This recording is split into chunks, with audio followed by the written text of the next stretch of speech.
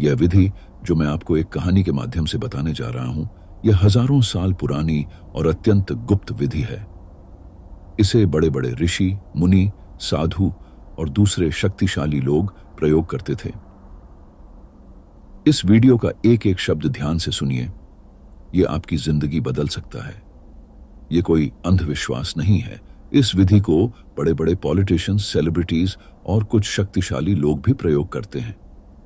और यह वही है जो आज तक सबसे छिपाया गया है, क्योंकि वो नहीं चाहते कि आप इस विधि को जानें। इस वीडियो को आप अपने सभी जानने वालों को शेयर करें, जिससे आपको भी इस कर्म का श्रेय प्राप्त हो सके। तो आइए मेरे साथ जानते हैं उस विधि को। यह बात 1940 के दशक की शुरुआत की है। विश्वनाथ नाम के एक साधु दुनिया के उत्तरी हिस्से में एक सुनसान जंगल में रहते थे। यह दुनिया के सबसे खूबसूरत जगहों में से एक है। उस समय लोगों के पास भोजन प्राप्त करने के लिए किराने की दुकानें और रेस्टोरेंट्स नहीं थी, इसलिए उन्हें खेतों पर अपना भोजन स्वयं उगाना पड़ता था और सिर्फ खेती ही एकमात्र भोजन का जरिया था।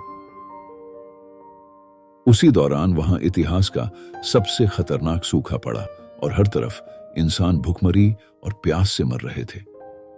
कोई रास्ता नहीं दिखाई दे रहा था। तभी गांव का एक परेशान आदमी साधु की मदद मांगने उनके पास पहुंचा।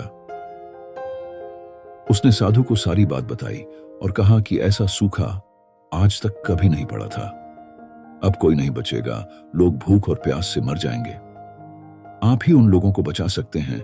उसने कहा, मुझे पता है आप ऐसी विधि जानते हैं जिससे हम सभी की जान बच सकती है और बारिश हो सकती है।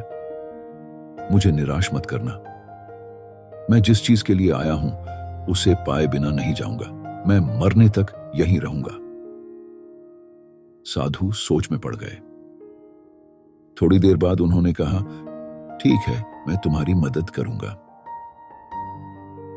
साधु वहां से उठे और कुछ दूर जाकर खड़े हो गए और हाथ जोड़कर कुछ करने लगे। कुछ देर बाद वे वापस आए और उस आदमी से बोले, जाओ, अब बारिश हो जाएगी। परेशान आदमी ने साधु से पूछा, क्या आपने प्रार्थना की है? साधु बोले, मैंने कोई प्रार्थना नहीं की है। आदमी ने कहा, अगर आपने प्रार्थना नहीं की है तो आपने इतनी देर तक क्या किया? साधु ने कहा, अगर मैं बारिश के लिए प्रार्थना करता तो बारिश कभी नहीं होती।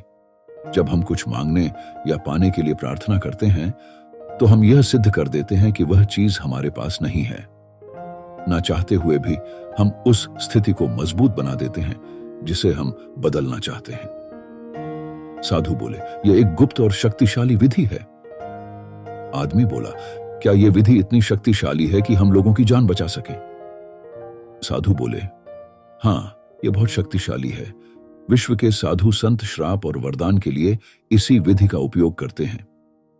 यदि तुम इस विधि को अच्छी तरह से जान लो तब तुम जीवन में कुछ भी हासिल कर सकते हो। पर मैं तुम्हें यह विधि इसलिए बता रहा हूं क्योंकि अगर बारिश होने में कुछ समय लगा तो बहुत से लोग मारे जाएंगे। हो सकता है यह विधि तुम्हें कई बार करनी पड़े। मैं अब बूढ़ा हो चुका हूं। मेरी उम्र अब ऐसी नहीं है कि मैं इसे बार बार कर सकूं।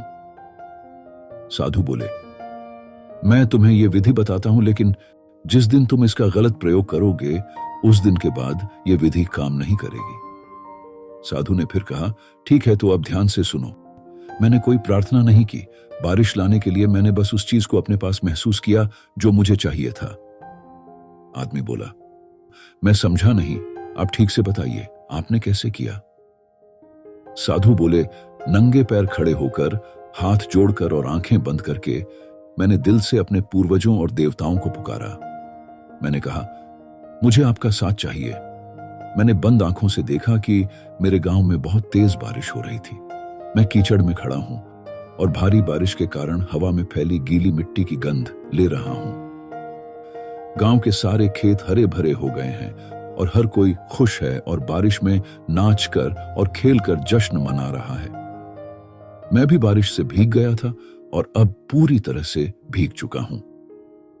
फिर मैंने अपने पूर्वजों और देवताओं को बताया कि मैं कितना खुश हूं और हुई बारिश के लिए धन्यवाद किया।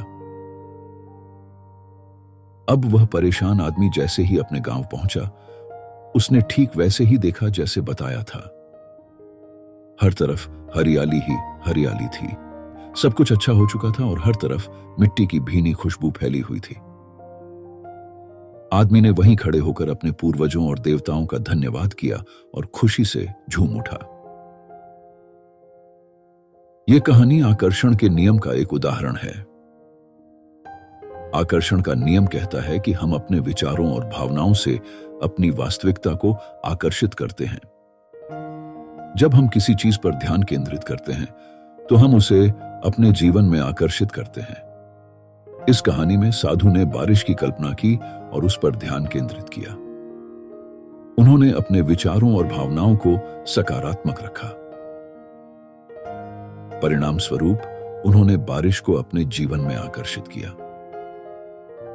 अब आप समझ गए होंगे कि जब आप किसी चीज को मांगते हैं तो आप यह सिद्ध कर देते हैं कि वह वास्तव में आपके पास नहीं है।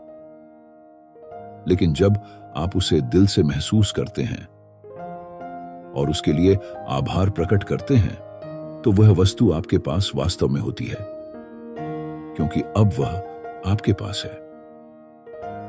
अगर आपको यह वीडियो पसंद आया हो तो लाइक करें और इसी तरह की वीडियो पाने के लिए सब्सक्राइब करें। साथ देने के लिए दिल से धन्यवाद।